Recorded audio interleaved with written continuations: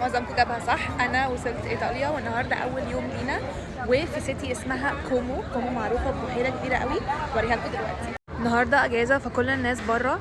هنقعد في كارلي، بس اعتقد اصلا هم بيقولوها كارلا او كارلي.